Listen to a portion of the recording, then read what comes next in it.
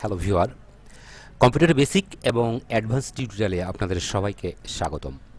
তো আমরা যখন কম্পিউটারটি অন করব তখন আমরা সামনে যে স্ক্রিনটা আমরা দেখতে পাবো সেটাকে সাধারণত ডেস্কটপ বলা হয়ে থাকে।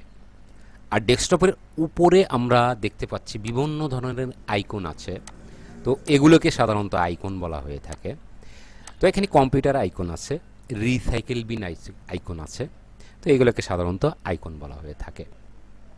তারপর আমরা যেটা দেখতে পাচ্ছি বন্ধুরা, ডেস্কটপের নিচে একদম নিচে এখান থেকে শুরু করে এইখানে নিচে একদম যে বারটা দেখতে পাচ্ছি এটাকে ট্যাক্স বার বলা হয়।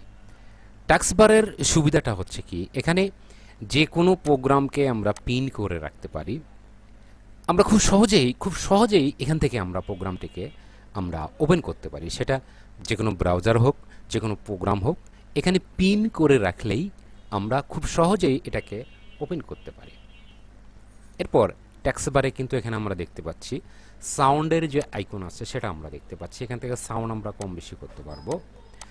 আবার আমরা এখানে দেখতে পাচ্ছি ইন্টারনেট কানেকশানের যে এটা সেটা আমরা এখানে দেখতে পাচ্ছি, আর এখানে ল্যাপটপের ব্যাটারির চার্জিংটা আমরা দেখতে পাচ্ছি, আরও কিছু এখানে আমাদের জিনিসগুলো এখানে থাকে।